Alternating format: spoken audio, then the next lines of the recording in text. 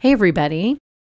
In today's tutorial, I'm going to show you the first part in a series of videos I'm going to do that revolve around folding fun little things.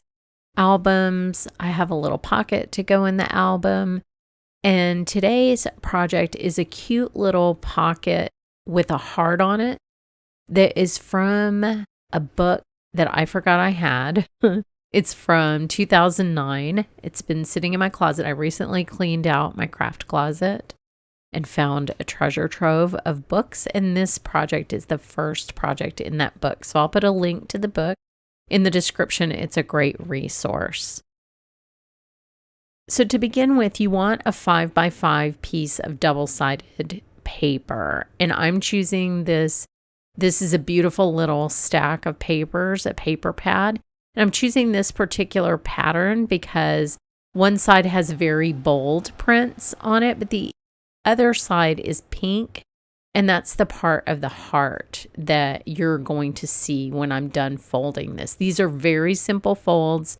This is not complicated origami. I'm coordinating it with the little album that you'll see in a different video. So first, you just fold the paper on the diagonals as I've shown, then you fold the corners in. So this is making basically an envelope shape, except you're folding in all 4 tabs. I'm actually going to go through this process twice, so don't worry too much that this is a little bit sped up. You don't have to follow every detail because you'll see it twice. And then you can watch the video again. This is very simple. You don't need a pattern or anything. So I'm folding the point of each one of these little triangles that makes up this sort of envelope shape back out to the edges. And be sure and crease these with a bone folder.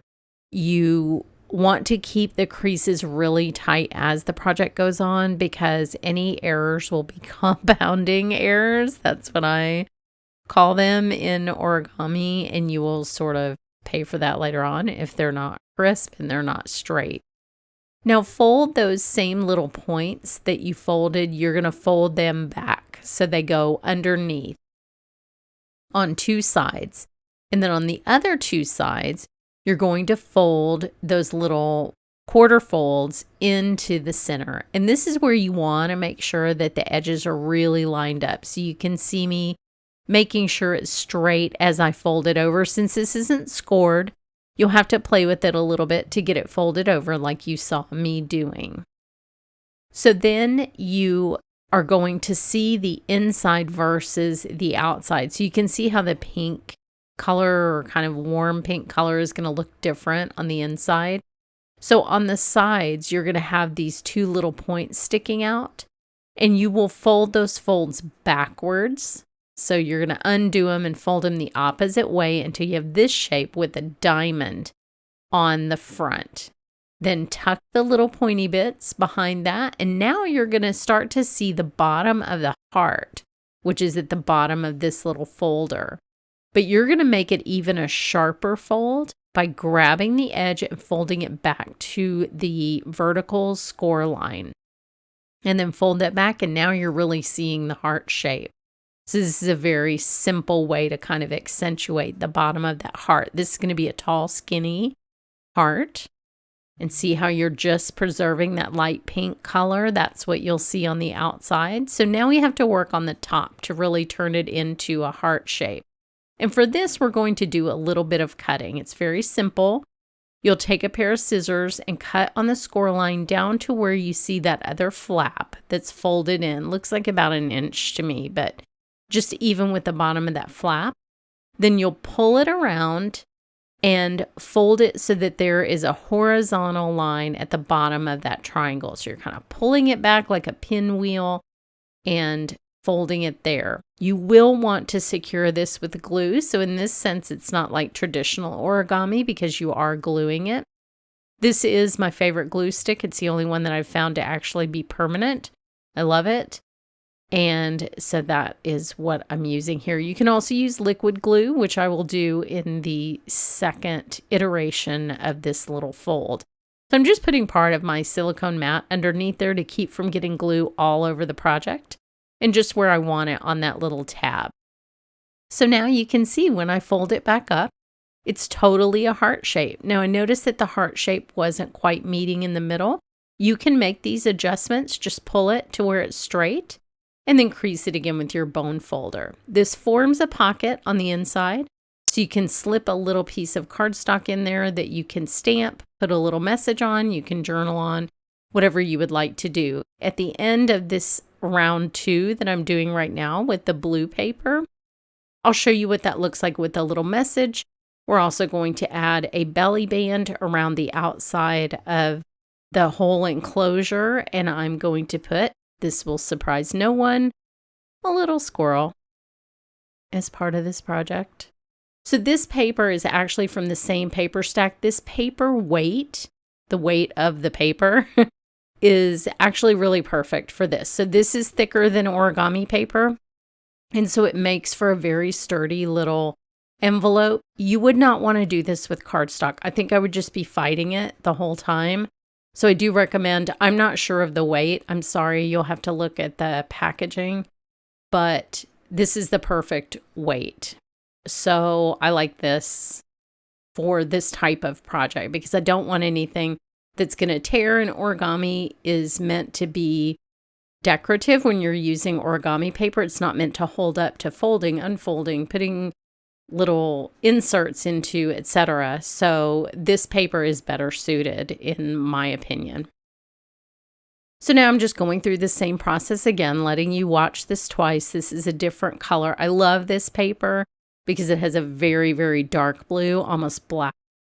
And then it has a light blue on the other side. So it's very easy for you to see the end result of the origami, which is the little heart. So there'll be a lot more contrast on this version. So just choose your paper the way that you want to see this little heart come to life. So, you know, if you want high contrast like this, choose a paper that's very different on the front than the back. If you want it more coordinated, like the last one that I did, then choose a paper like that. This paper stack has a lot of options for you in that department.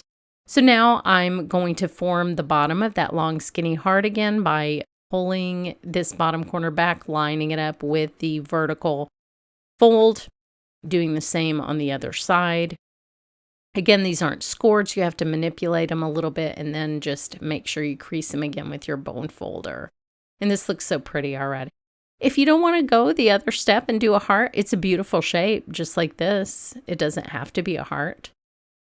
And then you're going to cut down to that second flap line again, and then I'm going to add liquid glue this time and pull that around, make it a triangle with a horizontal bottom, and then add some glue, pull it around, crease it, and then you're all set. That's the only part on this project where you need glue, except when we get to the belly band. So there you go. There's your second one with a little blue heart. It looks really cute.